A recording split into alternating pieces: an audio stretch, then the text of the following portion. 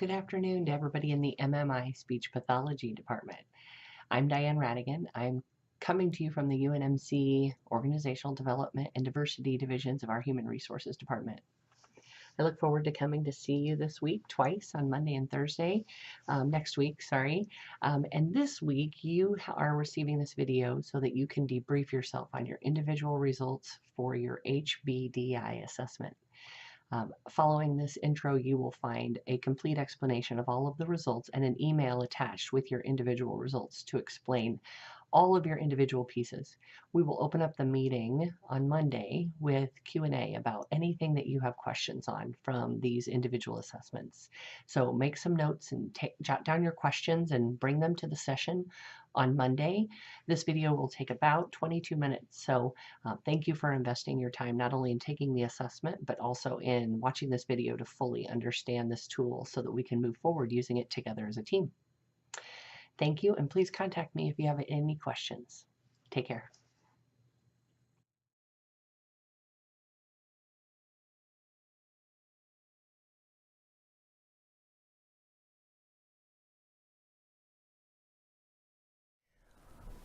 Welcome.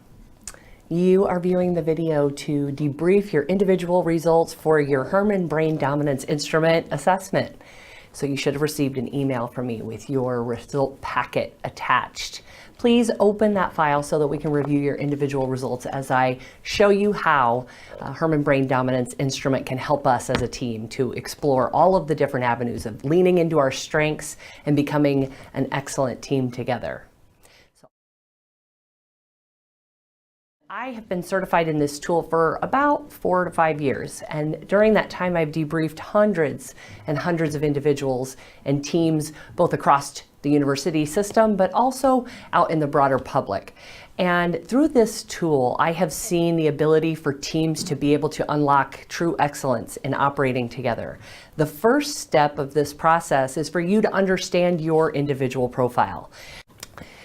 The assessment for Herrmann Brain Dominance Instrument resides within what we call a thinking styles-based assessment.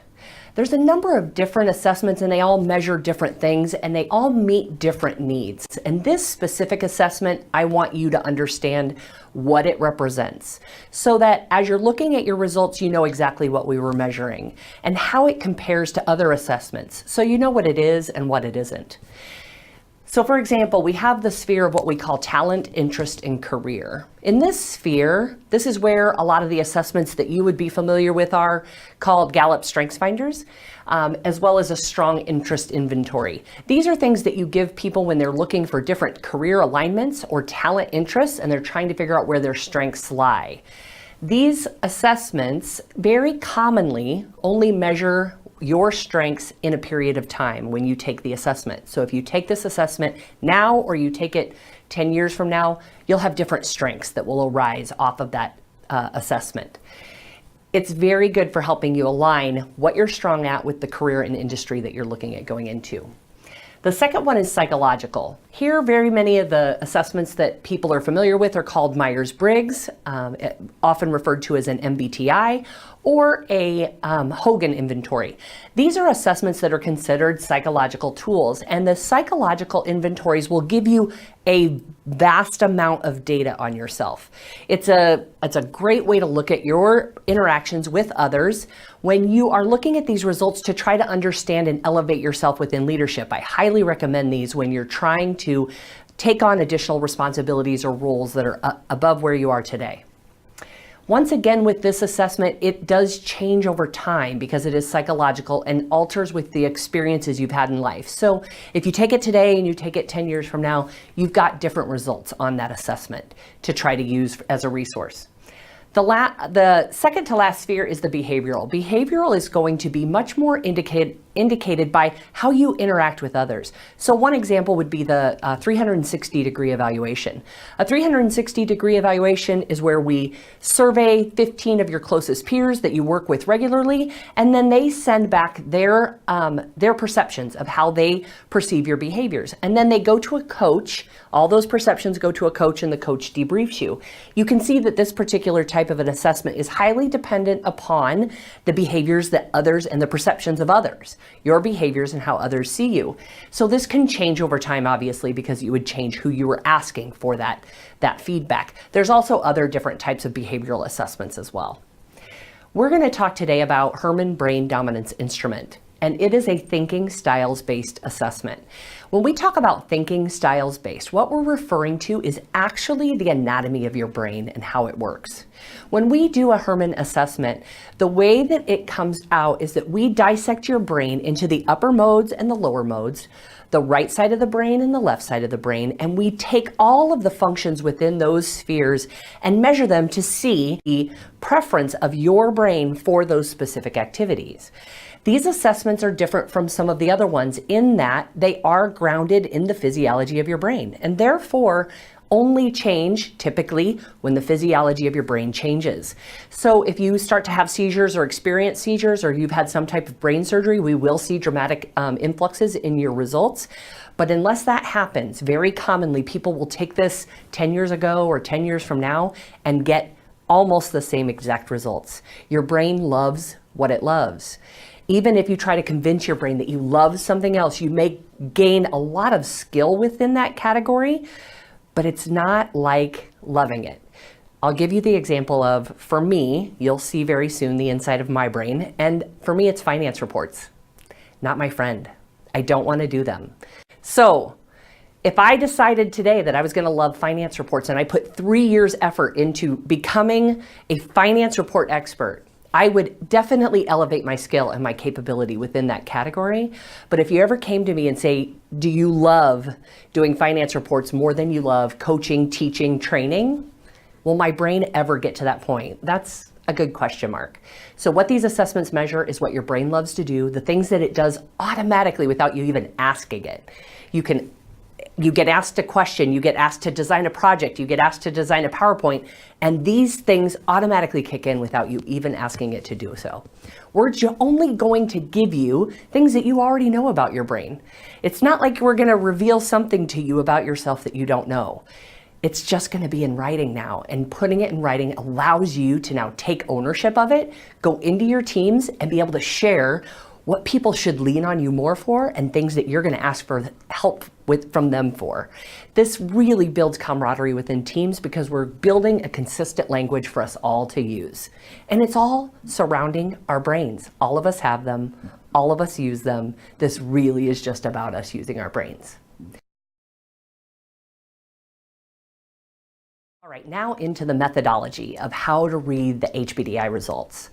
So first, let's learn about each of the quadrants. You'll see that each quadrant has a color and also a letter. So we start up in the upper left with A, and it's blue, lower left with B, and it's green, lower right is C, and it's red, and upper right is D, and it's yellow. From this point forward, I'm just going to refer to the colors. It's how I've learned to navigate with them. So these are the quadrants we'll be referring to. Let's start with the blue quadrant. The blue quadrant has everything to do with money, finance, processes, and understanding things from start to finish, and truly being able to think about something logically, analytically, rationally, and be able to take a look from the analytics piece as to priorities. What do the priorities look like from that perspective? Blue is taking all of that left brain analytical numbers, money, finance, and combining them all together with some of those soft skills around logic and being critical and factual and realistic and rational. Moving on to the green quadrant, we have a little bit more of what we would consider getting things done and implementation and execution. This particular quadrant is very detail oriented. So this person is very focused on planning and organization and being able to see sequential documented steps. These people love to document procedures because they can see step 1, step 2, step 3, and step 4, what needs to happen. They're extremely detail oriented and they like to see things that are very organized, on time, reliable, and they are one of those people that I know you've dealt with in the past where you give them an idea and they go and run with it and you don't have any doubt that they're going to do it with excellence because they are very green and they love to check those things off. These are your list makers too. They love some lists. The one piece of green that I would address that is a little bit different from all of those pieces is what I call the safekeeping bubble. On the safekeeping bubble, we're talking about skills like conservative, dominant, controlled, safekeeping. There are these pieces where some people would actually term them as what we would call change-averse. But these particular skills are critical in some of the areas of our business. If we have somebody in compliance or audit or legal, it is critical that they have some of this skill. This is the other piece of the green quadrant. Moving on to the red quadrant. In the red quadrant, we have everything having to do with relationships as well as feelings. So on this particular quadrant, you are looking at your relationships and your feelings in how I like to see them in 3 different ways. The first is intrinsically. What are things that exist within you that other people don't actually define? Your relationship to music, your relationship to symbolism, your relationship to spirituality. Some of these things are just inherently within you. Then there's the one directional outward. On these, anything where you are in front of people, talking, teaching, directing, and resonating with those individuals because you can do it in a great way, that's the one directional outward. Whether it be writing or expressing or training or lecturing or teaching, any of those attributes would come within this quadrant as well. Then we have the last way that you look at red, which is two directional. So you can develop a relationship with people, you can empathize with them, you can be friendly to them, and also be able to understand them by putting yourself in their shoes. Really strong reds can actually feel feelings off of other people without even having to ask. They understand how people will feel. This is all part of the red quadrant. Moving on to the yellow quadrant is where everything that is created anew comes from. Anything original, creative, innovative, out of the box, big picture thinking. These are all places where you think about things that don't exist today. Whether you're an artist and you create things that don't exist today, or you are able to take 2 completely unrelated processes and see how they correlate together, or synthesize different pieces that aren't normally related together. You can also see very holistically as well as strategically when you're in the yellow. You can say, if we want to achieve this one big thing, here's the 5 things that we need to do to be able to make that happen. They also think in future planning. So they will think, here's where we want to be in 1 year. Here's where we want to be in 3 years. Here's where we want to be in 5 years.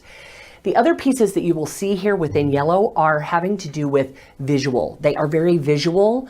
They like to be able to see spatial things. They are artistic. And they also have what we would consider opposite to that safekeeping bubble, some of this playful, break the rules, take some risks, test it. Why is that rule got to be a rule? Does it need to be a rule? Should we take that rule off the books? What does it look like if we try to bend those rules and being much more flexible and moving on the fly? That is all of your yellow. So these are the quadrants. And so now we're going to research how can you take your assessment results and attach them back to which of these attributes your brain prefers as a strength. So let's take a look at a profile. When we look at a profile, the first things that you want to identify with are the profile scores. Within the profile scores, you will see that you have received a score in each of the colors based off of all the many different ways that the assessment asked you questions. When you get that score, we evaluate it against a continuum. So in this sphere, we would look at anything between 0 and 34 as being what we would consider a low preference. It would reside within this inner circle, and we would say that would actually earn a 3 up here in this profile code. At the end, you're going to end up with a 4-number preference code, and it will either be 1, 2, or 3 in each quadrant. 3 would indicate a low preference. Anything 34 to 68 is going to reside you within the intermediate circle. Intermediate strengths get a 2 up in your preference code, and then they get dissected here within this second ring on the graph. Anything 68 to 100 is considered strong. It will be in this third ring. You will receive a 1 in your preference code for those scores, and it would be dissected in the third ring. These strong scores tend to start to show up in our personality traits and our interactions with people all the time. And then we have very strong. Anything over 100 also will get you a 1 within your preference code. We dissect it differently here on the graph because after having done millions of these assessments worldwide, we've identified that if you have over 100 in one of these scores, it's so prevalent about you that people can feel it off of you within moments of meeting you. So we dissect it differently on that graph. So the first thing you want to look at is these preference scores. Look at how they've ranked along the continuum, identify how they relate to your preference code, and you will see that we have documented your preference codes in the dark black line. Now, there's some other data on here, just so that you're aware. First is the adjective pairs. Adjective pairs was a very interesting part of the assessment where we actually kind of tried to put you under stress. There was a portion of the assessment where we asked you to pick between two words. You had to. There was no other choice. This is our way of kind of backing you into a corner and seeing what happened to the chemistry in your brain when you were under stress or duress.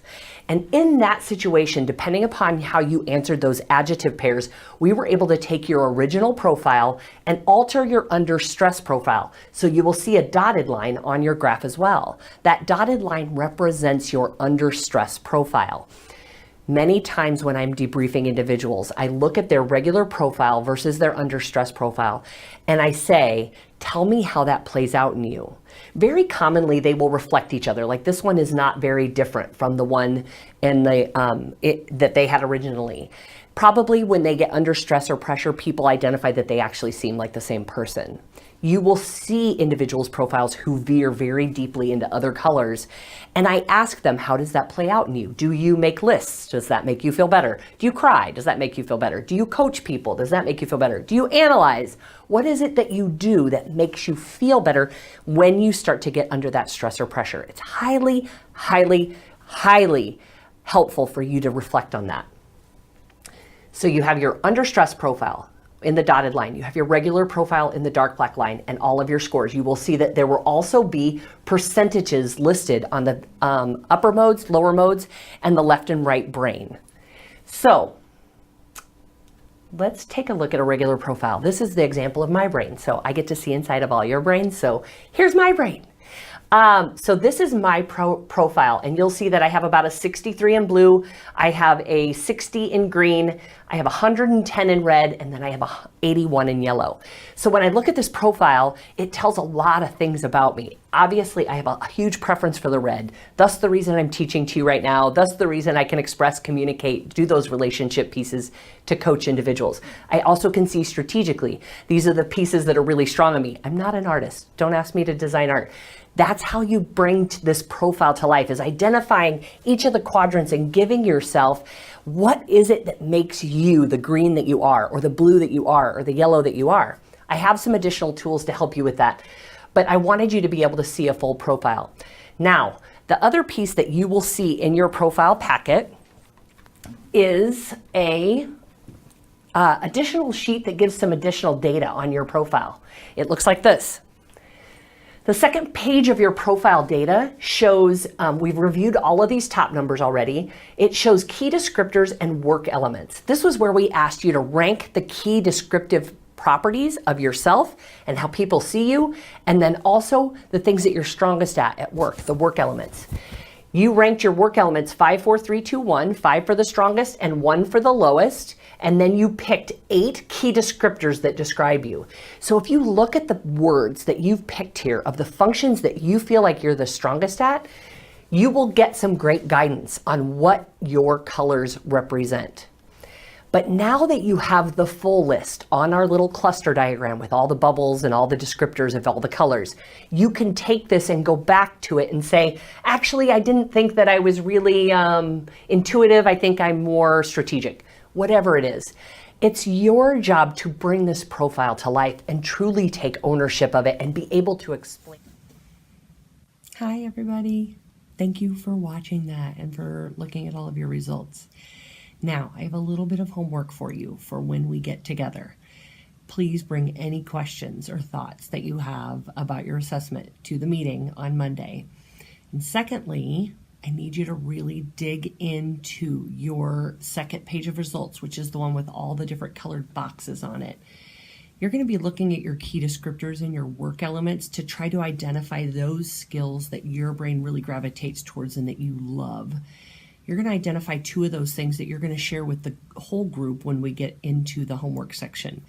And those skills are things that people lean on you for, that your brain does without you even asking it to, those things that you know that you really love to do.